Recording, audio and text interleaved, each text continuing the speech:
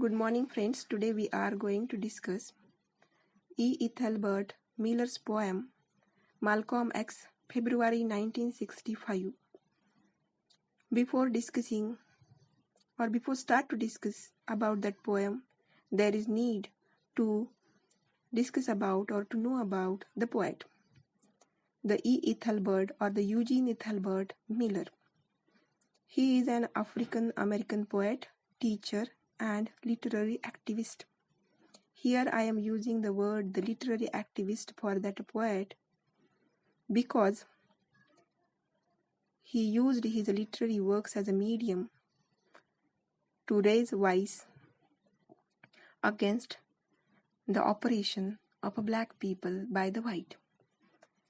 He attended the Harvard University in 1968, the age in which the black power was finding its voice. It means that into that particular age, the number of black movements and black organizations are integrated to raise a voice against the oppression of black people.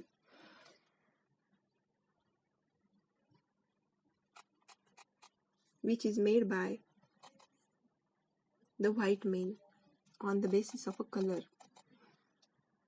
He is observing and making a sense of the trajectory of a black history and culture during that period, and all that things are reflected into his poems or into his literary works. Here now we are trying to know about his poetics, what type of poems he wrote throughout his life. As an African American poet, his poetics have a significant impact on the movement of poetry in modern America and constitute a crucible for critics. Then Miller's poetics are not only trapped with the noise and concerns of the modern life, but they reflect his inner self, its strengths, hopes, expectations, and weaknesses. Aesthetically, Miller's poetics are characterized by gentle wit, particularity of incident, simple language, and metaphoric references that offer thematic poetry of various issues. Most important implications of Miller's poetic experience include the rejection of all forms of oppression, repression, and fascist dictatorship. In this sense, a literary work should engage readers' imagination in conceiving its content and implications, for reading is only a pleasure when it is active and creative. From Esser, this is the word from Esser, and thus Miller tries to make his poetics embody a global nature that touches people's concerns in everywhere in the world. Here we understand that his poems are not only appeal to the one particular geographical location, but his poetry appeal to the globe, appeal to the universe, and talking about the universal issue of a race.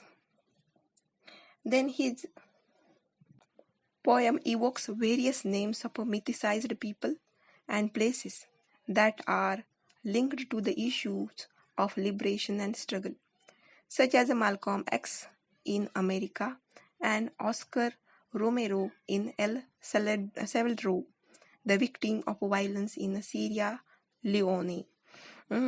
So here we understand that his poems are evoking or appealing to the globe, not only to the one particular geographical location, plus his poems are talking about the universal issue such as a race. Then an Afro-American poet, Miller's poetics expose the problematic issue of identity, language, displacement from the homeland, and the exile that occupy a large area of his poetics. Moreover, Miller's sense of humanity evokes intellectuals, writers, and black activists like Malcolm X and Che Guevara to establish an intimate relationship with the citizen all over the world. Generally, Miller's thematic scope includes the sports, social, familial issues, jihad, race, and religion.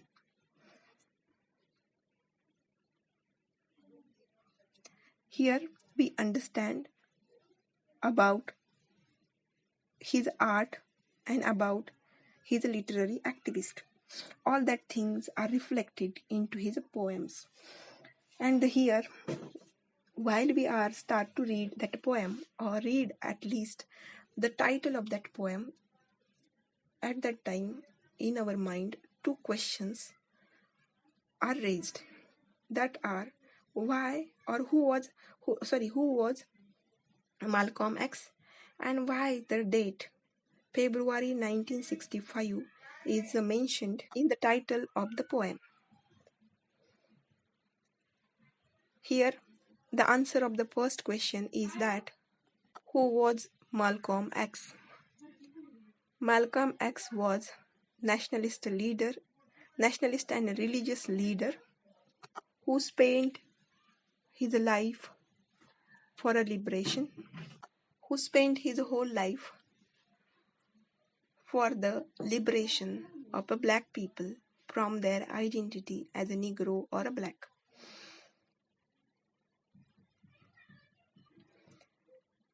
Here we are trying to know about him in a brief. The Malcolm X, who was born in Omaha, Nebraska in 1925. He was the son of James Earl Little, a Baptist preacher who advocated black nationalist ideals of Marcus Garvey. It means that his parents are also involved into black nationalism or the activists who were also try to make a change into the society. Here we are not discuss about his early life in detail, but we are try to know why this African American man converted into Islam and why he assassinated by rival black Muslim. When he was a young man of a 21-year-old, at that time he imprisoned for robbery, and during that period he comes in a contact with Islam prisoner and understand that an African American movement can combine elements of Islam with the black nationalism, and he himself convert into Islam. After his release from the prison, he accelerated the speed of the activities which supported to the circulation of the Islam throughout the US. And for that reason, he also organized number of public speeches. An articulate public speaker, he expressed the pent-up anger, frustration, and bitterness of African American during the major phase of the civil rights movement from 1955 to 1965.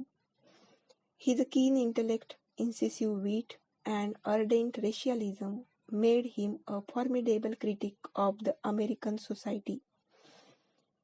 He also criticized the mainstream of a civil rights movement, challenging Martin Luther King Jr.'s central notions of integration and nonviolence. Here, the Malcolm X,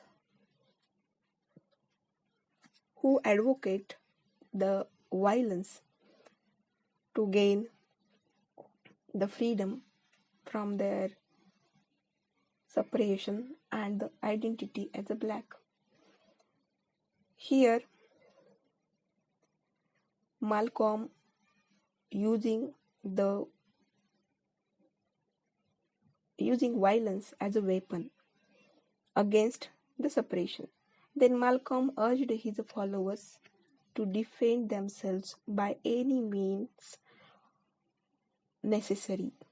His biting critique of the so-called Negro provided the intellectual foundation for the Black Power and the Black Consciousness movement in the United States in the late 1960s and the 1970s. Through the influence of the Nation of Islam, Malcolm X helped to change the terms used to refer to African Americans from Negro and colored to black. In the present poem, E.Ethelbert, revealing the Malcolm X struggle for the freedom. In the poem, the speaker is expressing his own doom, but he is not worried about that doom, but he is worried about his fellow being after his death. Here, into that poem, we also understand that the speaker into that poem is the activist or struggling for something. From the lines that are, "Some nights I stay awake, looking out the window, a gun in my hand. I know how cruel people can be. I have no hatred and blindness. There are brothers waiting to do me harm. I will die for them." It means that there are some differences or some different views among these activists. So here he has here the statement that I have no the hatred and the blindness, and there are brothers waiting to do me harm. Then here at the end he said that I will love them as only I can, and may Allah be my witness. He is really loyal to his group. He just working for their welfare, and at the end he said that may Allah be my witness. Here this is the small poem revealing the struggle of Malcolm X, who was assassinated on 21st February 1965 by a rival black Muslim because of some differences or some different views among the activists. So here this poem, into that poem, the language is a simple one. There are no archaic words, which immediately clear that the speaker into that poem expressing about his own doom.